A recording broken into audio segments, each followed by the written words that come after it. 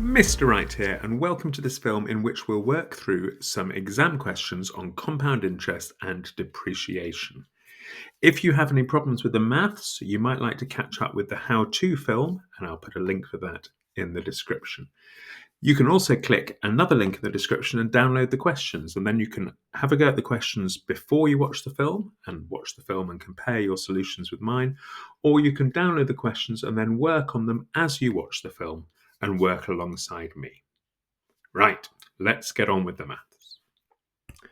Now, in question 1, we are investing £8,500 for 3 years in a savings account which pays 2.3% per year compound interest.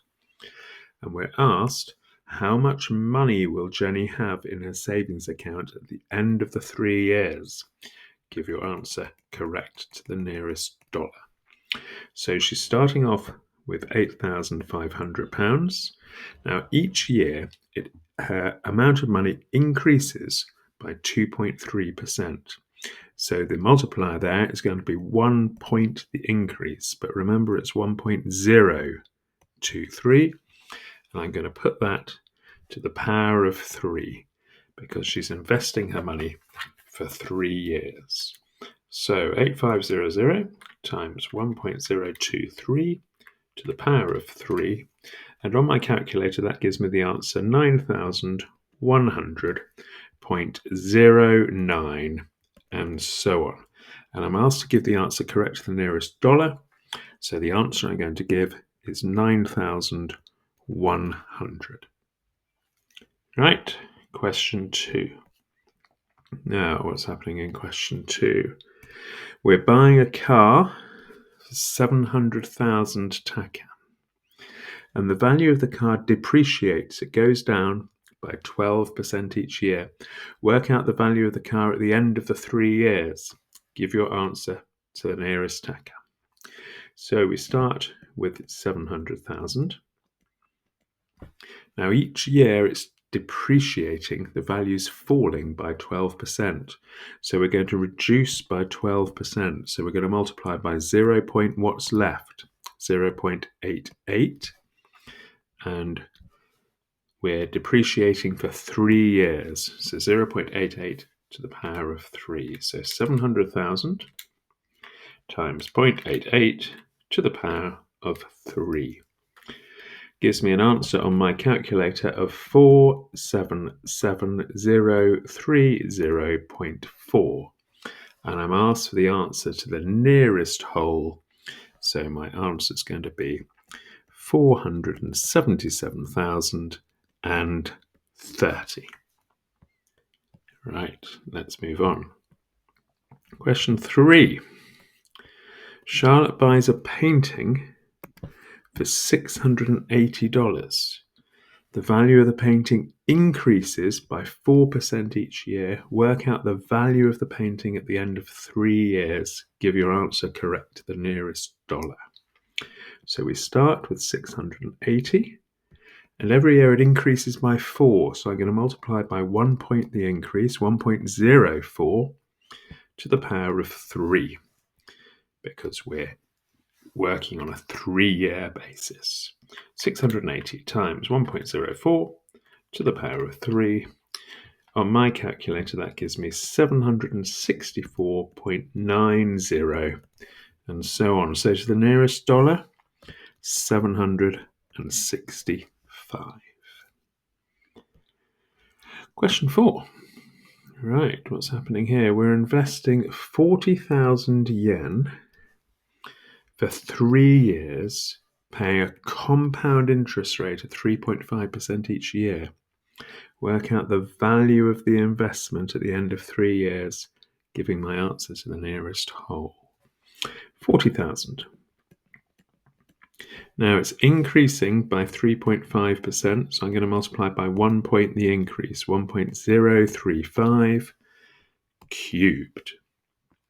Okay, 40,000 times 1.035 cubed gives me an answer of 4434 8.715. So to the nearest whole, 44,349. Right, part B. We're investing P. The value of the investment decreased by 6.5% at the end of the first year.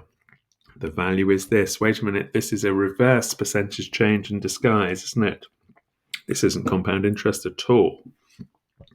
We're going to start off with the initial investment, which is P.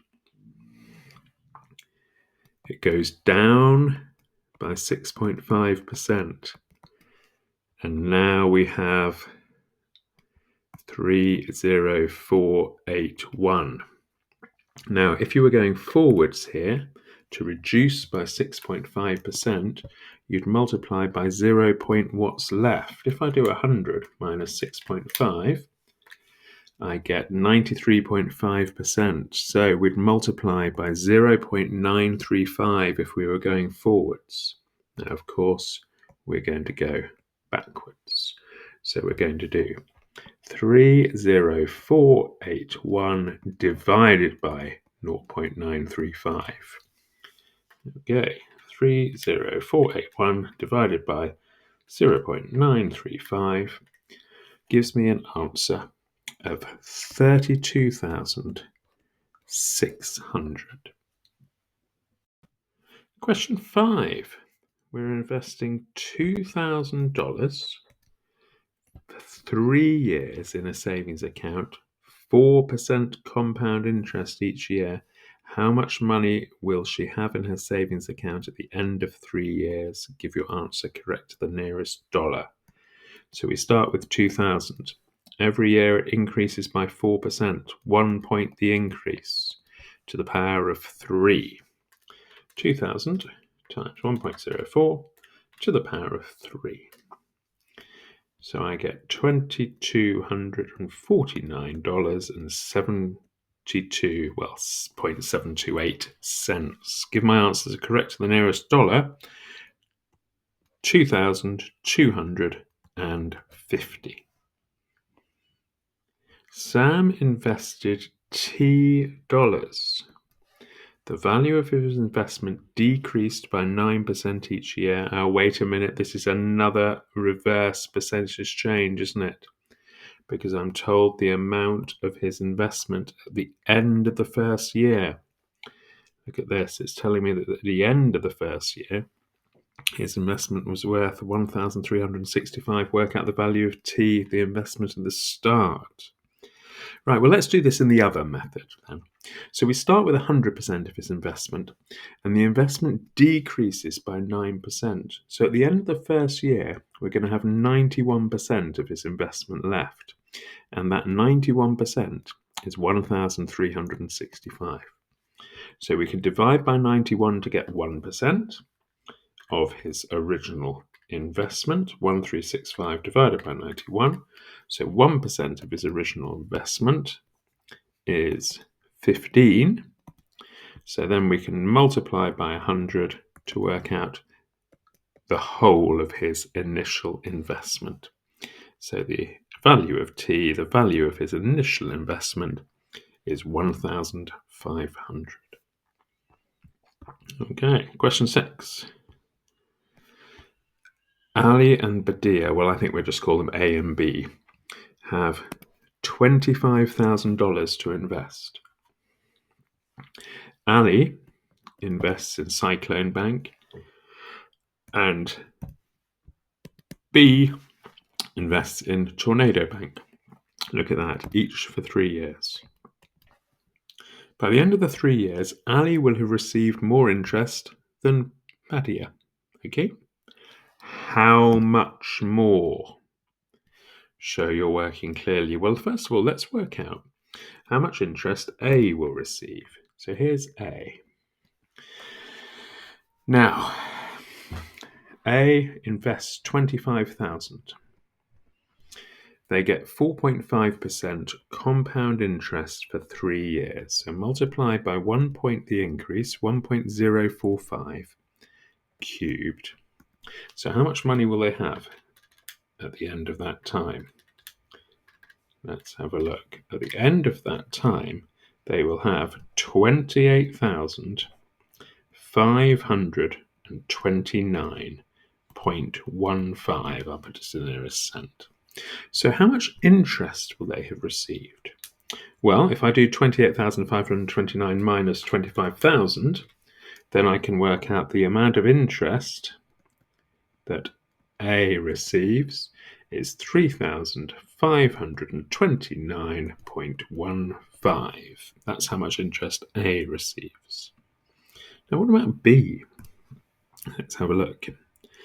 B invests the same money, receives that many dollars each year for 3 years. Well, the total interest there is, let me write more carefully so I don't misread my digits, 1,150 times 3. So, because it's $1,150 interest every year, so for 3 years, it's going to be $3,450 interest. Now, let's go back to the question.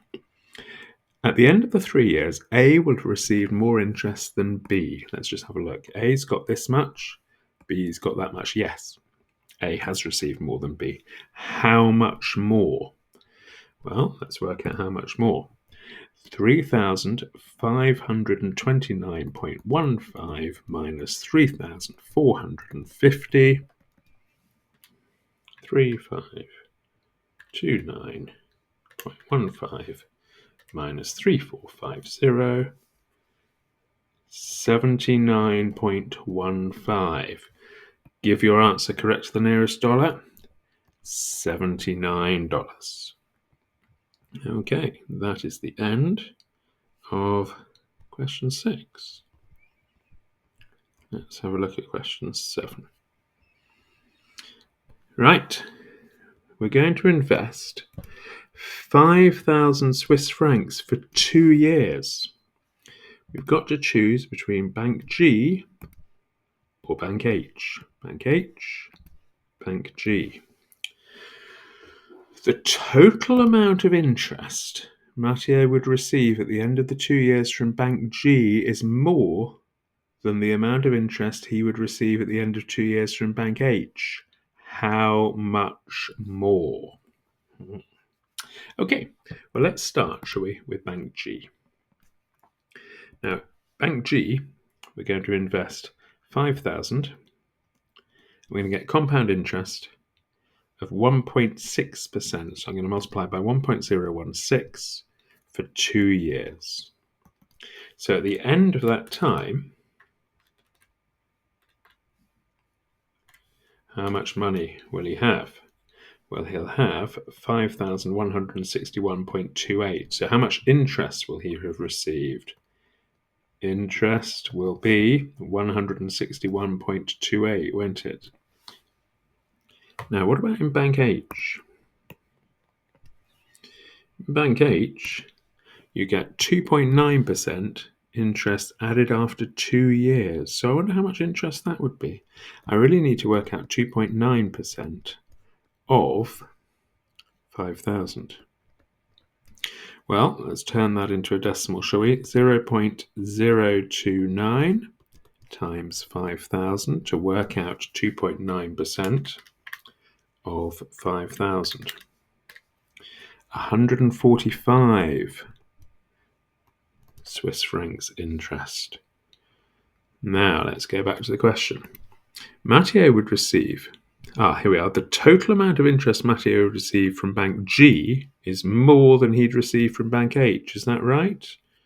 Well, here's Bank G, and here's Bank H. So yes, he does get more from Bank G. How much more? Right. 161.28 minus 145 gives me a difference of 16.28. And that is question 7. Question 8. Okay. In question 8, we're selling a house for 180,000.